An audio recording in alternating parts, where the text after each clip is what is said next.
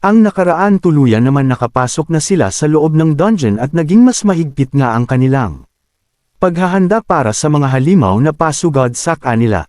At tuluyan na din napalaban ng ating bida sa mga halimaw dito at gumamit nga ito ng skill na war cry para daw hindi ito panghinalaan ng mga kasama nito.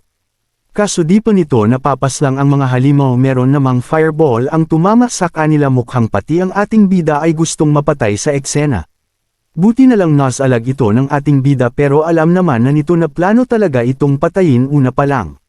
At nakarating na nga sila sa dulo ng dungeon at nakita ng Ayla ang sirang malaking barko, at inakala ng Ayla na boss room nga ito. At dito na din nila ginawa ang malagim na plano nila na patayin ang ating bida. Dahil sa pagtutulungan nga ng mga tatlong patay gutom na hunters, sobrang inindi nga ng ating bida ang sakit ng pag-atake nila at tilapon na nga ito sa sirang barko. Dito na nga din sa nakaraan nating kwento, dito na din lumabas ang deep sea catfish. At tuluyan din naka ng ating bida nito. Ngunit nagawa naman ng ating bida na mapagtagumpayan na makatakas at mapatay ito, kaso sa ginawa nila ay dito na ulit siya pinagtulungan ng mga patay gutom na hunters na ito.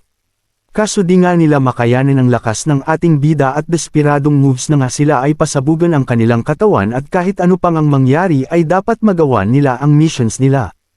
Tuluyan naman sila nagtagumpay sa nagawa nilang pagpasabog ng kanilang katawan. At buti na lang malakas na ang ating bida at naagapan nito agad ang pangyayari. Bigla naman may napakabilis na nilalang na lumapit sa ating bida at tinutukan ito ng espada at diretsyo namang tinanong agad ang ating bida. Mas magandang sabihin mo ang totoo, alam mo na mangyayari sa'yo. At nagsalita naman ang ating bida habang nakatutok ang espada sa kanyang leeg.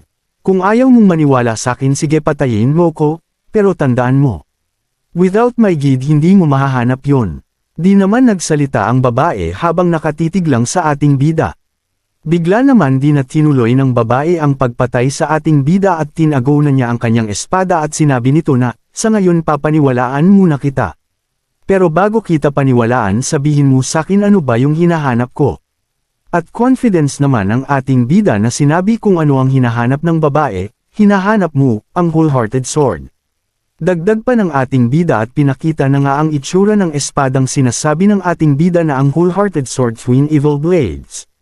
Pagpapatuloy pa ngang sinabi ng ating bida na, yang hinahanap mo, matagal ko nang nalalaman yan sa paglibot ko sa buong mundo, marami na akong nalalaman, palusot na lang.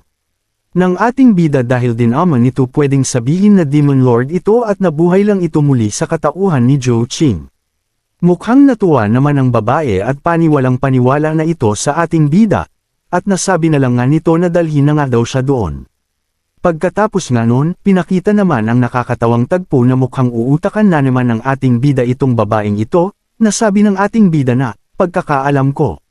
Sobrang mamahalin yung espada na yun, may nalalaman ka ba pag naibenta natin yun?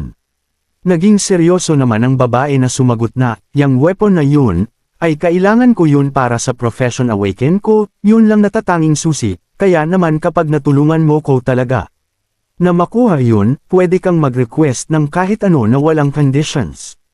At sarkastikong nagtanong naman ang ating bida na, awaken profession, ano ba yan? Ibig sabihin di mo talaga gusto yung weapon. At sinagot naman ito ng babae na, wala ka bang nalalaman, ano ka ba kapapanganak mo? Pinaliwanag naman na ng babae na, ang awaken di lang natatapos yan sa isang beses, kasi pag reach mo ng level 80 doon lalabas ang totoong awaken mo. Dagdag pa nito, sobrang hirap ng conditions para maging level 80 lang, yun ang dreams ng lahat ng hunters. At pinakita naman ng tatlong anino na isa sa 7 na sinasabi na meron nga daw tinatawag na 7 heroes. At pinakita naman ang 4 sa 7 sinasabing heroes, at nasa peak daw na mga level ito.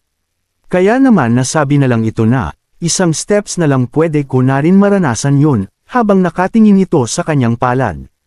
Nasabi naman ng ating bida sa kanyang isip na, awakened hunters, siguro yung 4 doon yun ang sinasabi nito na sinubukang mapatay ako.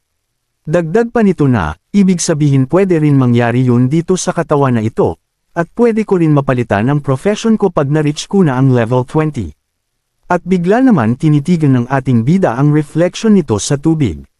Bigla naman tinawag nito ang babae na, Tere na dadalhin kita sa espada na yun at napatitig lang ang babae. Bigla naman din lamusong ito sa katubigan at may pagtataka sa mukha ng babae. Napaisip naman ito kung susunod ba siya sa ating bida o hindi. At buo na nga ang loob nito na sumunod din sa ating bida. Kaya naman lamusong na din ito sa tubig. At nasa ilalim na nga sila ng tubig at lumalangoy na papunta sa sinasabi ng ating bida. Mukhang malapit na sila sa sinasabi ng ating bida at may pagtataka pa rin ang babae sa ating bida. Sabay naman silang nakaahon mula sa tubig. Bundok-bundok na mga ginto at iba't ibang mga items ang bumungad sa dalawa. Bigla naman nagtanong ang babae nasan na daw ang twin blade, at sinasagot naman ito ng ating bida na, grabe Konamon. Masyado Konamon nagmamadali, wait lang ika ng ating bida. Hinalukay naman ng ating bida ang mga ginto at sinabi nandito lang daw yun, sabi naman ng babae sigurado ka ba sa ginagawa mo? Nahanap naman ng ating bida ang isang items na tila punong-punong ito ng aura na umaapaw na at mukhang nakasealed pa ito. Nasabi din ng ating bida na, matagal-tagal na at wala pa rin nagbabago sa'yo ika nito sa item. Gulat naman ng babae at sinalo ang item na saluhin daw nito. Sinabi naman ng ating bida ang hinahanap daw nito ay nandyan sa loob. Kaya naman napatitig ito sa hawak niya at sinasabi na paano nito mabubuksan ito, at susubukan na nga ng babae na buksan ito, kung gagana ang nasa isip nito. Na-amazed naman ito sa nakikita niya. Bigla naman nagpakita na ang espada na di pa nga nahahawakan ng babae ito para buksan. Bigla naman pinakita ang ating bida, na iniisip nito na may nakakalimutan pa daw ito na isang bagay. At yun na nga ang inisip ng ating bida nagpakita na agad ito ang totoong boss ng dungeon mabilis naman inatake ng ating bida ito. Kaso nagulat ang ating bida dahil di daw ito tinablan grabe naman daw ang defense nitong halimaw. Nag-activate naman ng isa pang skill ang ating bida na Soul Hawk. Napalingon naman ang boss dungeon na parating na ang atake ng ating bida dito. Kaso sa lakas ng boss dungeon madali lang nitong dineflect ang atake ng ating bida. At nagdash na nga ito ng napakabilis para atakihin din ng ating bida. Di naman inasahan ng ating bida dahil sobrang bilis nga daw nito. Buti naman nakailag ang ating bida sa ginawa nitong mabilis na atake. Kaso gulat nga ang ating bida dahil pala sa susuntukan ng boss dungeon ang ating bida habang nasa himpapawid ito. Nakapag-release naman ito ng counter-attack kaso makikitang tumilapon pa rin ang ating bida. Habang nasa ere ito nasasabi naman ng ating bida na sobrang lakas daw nito at hindi nito kakayanin pa, layo daw ng level nilang dalawa. At nakatayo naman ng maayos ang ating bida pagkatapos ng ginawa nito. Nasabi pa ng ating bida na kahit anong gawin nito hindi nito man lang masugatan ang halimaw na ito. Bigla naman nag-release ang ating bida ng malakas na lightning na binabalot nito ang kanyang katawan na gusto daw nitong subukan ang skill na ito at ibubuhos na doon nito ang lahat kung gagana ba. At nakita naman ng halimaw ang ginawa ng ating bida kaya medyo naalarma ito. Kaya naman nag-release din ito ng atake na water cannon sa ating bida. At makikita naman natin na papunta na sa ating bida ang water cannon. At naka-ready na nga ito sa parating na water cannon. At na-release naman na ng ating bida ang atake nito para ma-counter ang water cannon ng halimaw. At makikita naman natin na nag-clash ang dalawang atake. At tuluyan naman nagawa ng ating bida na mangibabaw sa ataking yun. At nagkaroon ng malakas na pagsabog. Pagod na nga ang ating bida at nasabi nito wala na daw itong lakas para makatayo pa. At din naman inasahan ng ating bida na buhay pa ang halimaw kaya di na nito nailagan pa ang water cannon at tumagos pa nga sa kanyang katawan. Nagpinakita naman ang itsura ng boss dungeon kahit na nagawa nitong matamaan ng nirelease ng ating bida makikita naman na scratch lang ito sa halimaw. At lumapit na nga ito sa ating bida. Nasabi naman ng ating bida habang makikita natin na ang laking damage ang natanggap nito. Grabe daw ang lakas nito dito nito kaya at mamamatay na naman daw ito ngayon. At tutuluyan na nga ng halimaw ang ating bida kasi nagre-ready na naman ito ng atake. At dinala naman tayo sa eksena na sa dungeon na ginawa ng ating bida at ang Bone Dragon doon ay mukhang nadidefeat na rin. Kaya naman sumigaw naman ang hunter na iyan na daw nila at tuluyan na daw nila ang Bone Dragon. Kaya naman tuwang-tuwa naman ang mga hunters na sumugod papunta sa Bone Dragon. Natatawa naman itong isang hunter na mamaya daw ay papatayin nito ang mga ito para siya ang makinabang.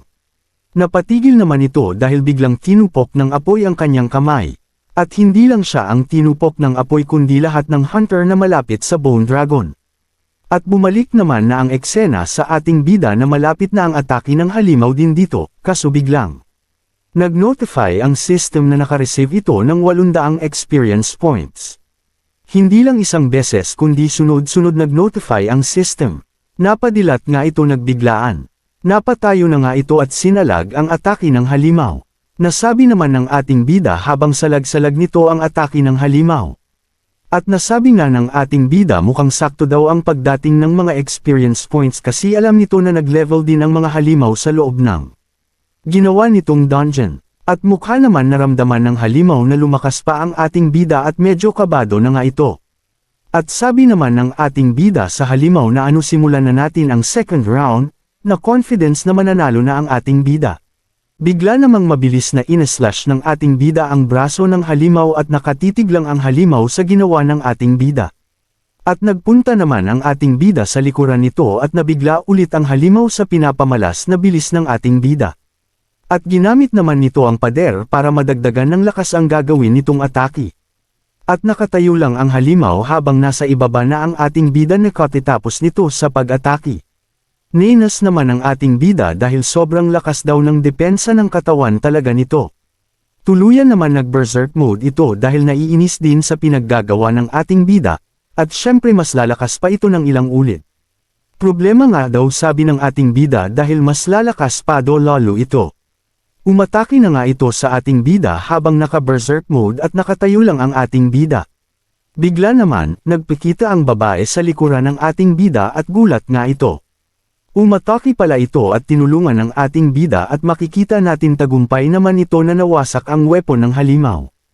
At hindi lang pala ang weapon kasama ang iba pang parts na katawan ng halimaw. Nagsalita naman ang babae na sabi nito na, "Huwag kang mag-alala Deko, aagawin sa iyo ang makukuha mong points, tumulong lang akong ma-reduce ang buhay nito, bahala ka na dyan." At pinakita naman ang mukha ng halimaw na laagang di na makatayo sa ginawang atake ng babae dito. At nagpunta na nga ang ating bida sa malapit sa mukha ng halimaw at sinabi, "Mukhang ito na huling makikita mo ko." Tuluyan namang pinatay na nito ang halimaw. Pinakita naman na patay na ang halimaw at may nag-notify sa ating bida na ang sinasabi. Successfully na-unlock daw nito ang Demon King Challenge. Kaya naman inisip ng ating bida, ano nga daw itong Demon King Challenge mission?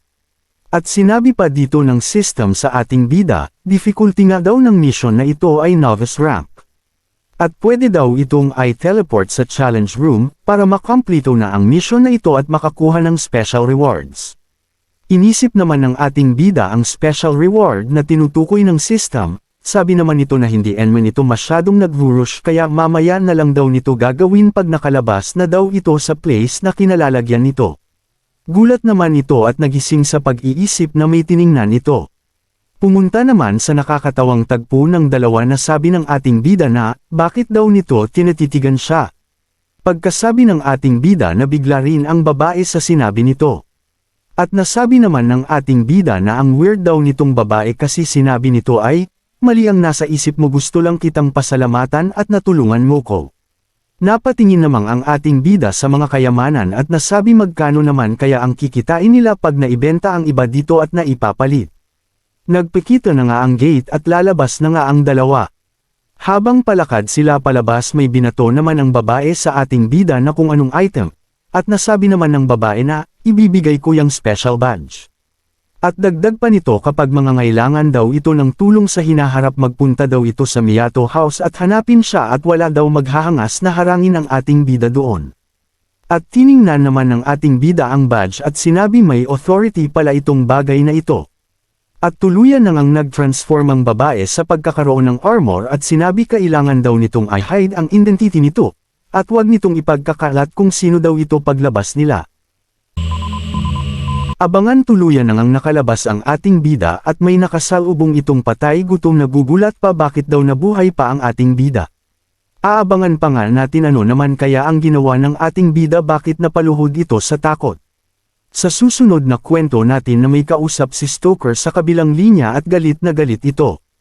Kaya naman binaling nito ang tingin sa lalaking nakaluhod dito habang nagre-release ito ng nakakatakot na aura. At pinatay na nga ito ang lalaking nakaluhod sa harapan nito. Kaya naman kung gusto mo pang magpatuloy ang ating kwento maaari ka na mag-like at mag-comments, at palambing na din ng subscribe at dapat naka-bell all para updated ka sa mga darating pa nating uploads. Muli maraming salamat sa suportang tunay.